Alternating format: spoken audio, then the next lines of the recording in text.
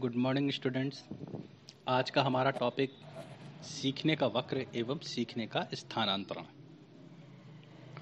चलिए शुरू करते हैं। हम जानते हैं कि हम अपने जीवन में अनेक नई बातें, नए कार्य या नए विषय पढ़ते हैं और सीखते हैं, जैसे कार चलाना, अंग्रेजी पढ़ना, कंप्यूटर चलाना आदि।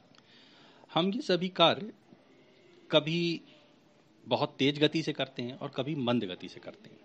यदि इस गति का एक ग्राफ अंकित किया जाए कि हम किस स्पीड से सीख रहे हैं, तो एक वक्र रेखा बन जाएगी जिसे सीखने का वक्र कहा जाएगा।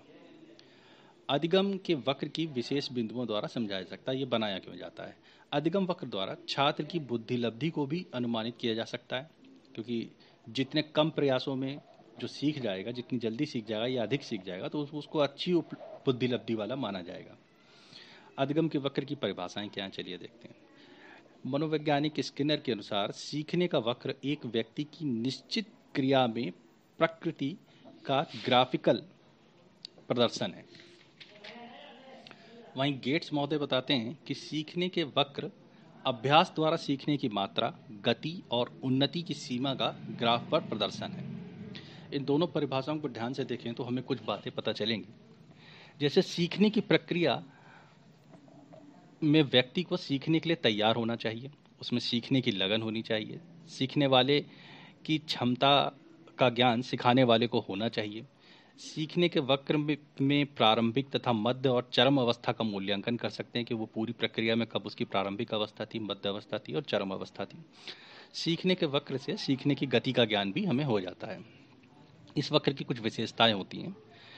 प्रायः सभी वक्रों में देखने में ऐसा मिलता है कि प्रारंभ में सीखने की गति जो है वो तीव्र होती है, उसके पश्चात सीखने की गति कम हो जाती है, जिसे हम सीखने का पठार कहते हैं। ठीक है। अधिगम की गति में फिर से पुनः से तीव्रता आती है, और जब पुनः तीव्रता आती है तो इससे हमें पता चलता है कि जो सीखने की अधिगम की प्रगति है वो अनियमित रूप से होती है। ये किसी का भी वक्र बना लीजिए, उसमें ये आपको दिखेगा ही दिखेगा। इस वक्र के माध्यम से अधिगम की अंतिम अवस्था को भी प्रकट किया जा सकता है कि बच्चा इससे ज़्यादा नहीं सीख सकता। ठीक है। मिश्रित वक्र में अधिगम की गति बार बार धीमी व तेज होता रहता है। तो ये वक्र जो बनते हैं, जो सीखने का वक्र बनाए जाते हैं, वो 3 प्रकार के होते हैं। पहला वक्र होता है उन्नतोदर वक्र। उन्नतोदर जैसे नाम से पता चल रहा है कि उन्नति होती जाएगी। इस वक्र में पहले सीखने की गति बहुत तीव्र होती है, फिर सीखने की गति मंद पड़ जाती है, और फिर अगर किसी चीज़ के ऊपर प्रतियोगिता या किसी और के तरीके से बच्चे को मोटिवेट किया जाता है तो फिर उसकी सीखने की गति तीव्र हो जाती है। उन्नतोदर इस प्रकार का वक्र इसलिए बनता है क्योंकि प्रारंभ में सीखने का उत्साह होता है, तीव्र और अधिक होता है, लेकिन बाद में उसमें थकावट आ जाती है और सीखने की गति मंद पड़ जाती है। लेकिन जैसे ही हम किसी खेल या प्रतियोगिता का ध्यान करते हैं तो फिर से हमारे सीखने की गति तीव्र हो जाती है। इस तरीके का उन्नतोदर वक्र बनता है। फिर नातोदर वक्र। नातोदर वक्र सब सीखने की गति इसमें सीखने की गति प्रारंभिक काल में धीमी रहती है और बाद में सीखने की गति में उन्नति होती है। जब यह वक्र बनेगा तो वह नतोदर वक्र का कहलाएगा।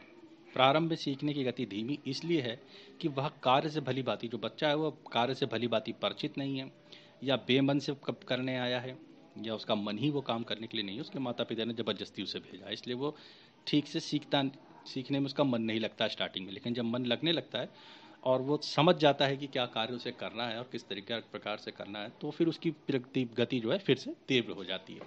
तो ऐसा जो वक्र बनता है जिसमें सीखने की गति स्टार्टिंग में धीमी रहती है, उसको हम लोग कहते हैं नतोदर वक्र। तीसरा प्रकार का वक्र होता है मिश्रित वक्र। ये कोई नए प्रकार का वक्र नहीं होता है, ये नतोदर और उन्नतोदर वक्र का मिश्रण मात्र होता है, जिसमें पहले सीखने की गति तीव्र होती है, फिर बाद में सीखने की गति धीमी हो जाती है और फिर तीव्र होती है। इसको हम लोग मिश्रित वक्र कहते हैं। तो इस पूरे वक्र के अंदर सबसे इंपॉर्टेंट टॉपिक है सीखने का पठार, जब उसकी बच्चे की गति धीमी हो जाती है। तो हमें इसके कारणों के बारे में चर्चा करेंगे। बालक के सीखने में एक अवस्था ऐसी आती है जब अधिगम का वक्र ऊपर चढ़ने के स्थान पर समानांतर चलने लगता है और काफ़ी देर तक कोई प्रगति नहीं दिखाई देती।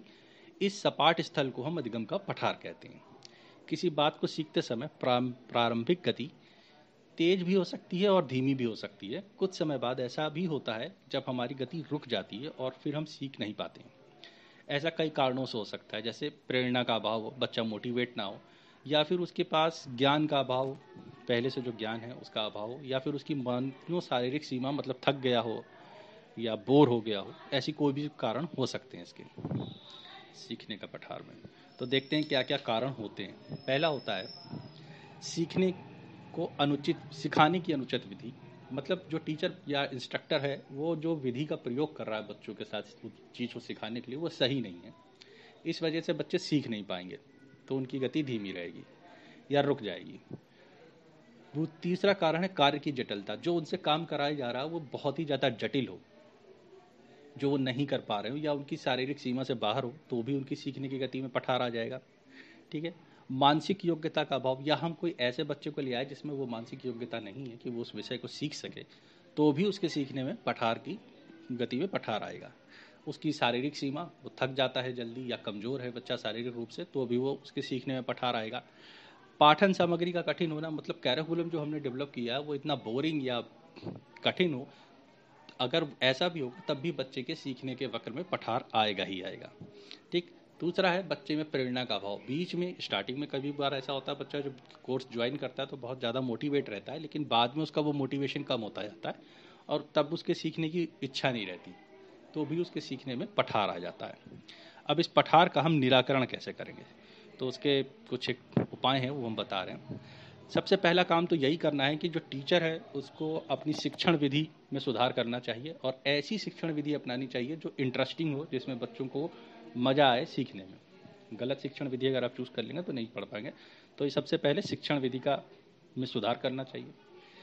सीखने वाले की शारीरिक और मानसिक दशा का मूल्यांकन कर लेना चाहिए टीचर को। जो बच्चा है उसकी मानसिक दशा क्या है और शारीरिक दशा क्या है, और तब वो सिखाता है तो ये पठार से निकला जा सकता है। या सीखने में जब पठार आता है तब उसकी शारीरिक दशा या मानसिक दशा क्या है, इसका भी मूल्यांकन कर लेना चाहिए।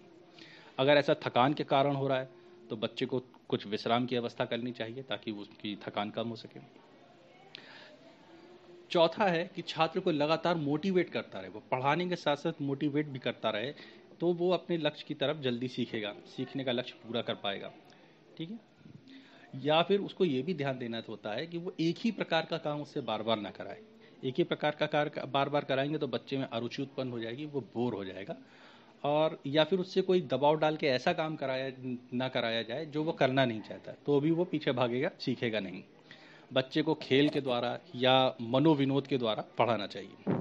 पठार से बचने के लिए अध्यापक को पाठन सामग्री का संगठन इस प्रकार से करना चाहिए कि सामग्री का संगठन सरलता से कठिन की ओर हो। जो पाठ्यक्रम बनाना चाहिए वो इस तरीके से होना चाहिए कि पहले सरल चीज़ें बताई जाएं, फिर कठिन चीज़ें बताई जाएं, जिससे बालक की रुचि बनी रहती है। ठीक है। शिक्षण के उचित समय का निर्धारण करना। अगर आप क्लास जो है जैसे 40 मिनट निर्धारित है, 40 मिनट से लंबी क्लास ले लेंगे तब भी बच्चे बोर हो जाएंगे। 40 मिनट से छोटी क्लास लेंगे तो आप ज़्यादा कुछ बता नहीं पाएंगे। तो शिक्षण के उचित समय का निर्धारण कर लेना चाहिए। बालकों को पढ़ाने से पहले उसको जो वो सीखने जा रहे हो उसका क्या उद्देश्य होगा, उससे उन्हें क्या हासिल होगा, उसका क्या परिणाम होगा सीख लेने के बाद, या वो क्या क्या करना सीख जाएंगे, ये बताना बहुत ज़रूरी होता है ताकि उनका मोटिवेशन और जो सीखने का स्तर है मनोबल बना रहे। दूसरी बात, बच्चों से प्रेम के साथ और सहानुभूति के साथ पढ़ाना चाहिए ताकि वो आपसे डरे नहीं और अपनी सारी समस्याओं का समाधान आपसे करते रह सकें। बच्चों के अंदर विषय के प्रति रुचि उत्पन्न करना कि इसके अंदर जब आप सीखेंगे तो ये आपको करने को मिलेगा, इस तरीके से करके उनको मोटिवेट करना चाहिए। ठीक है। तो ये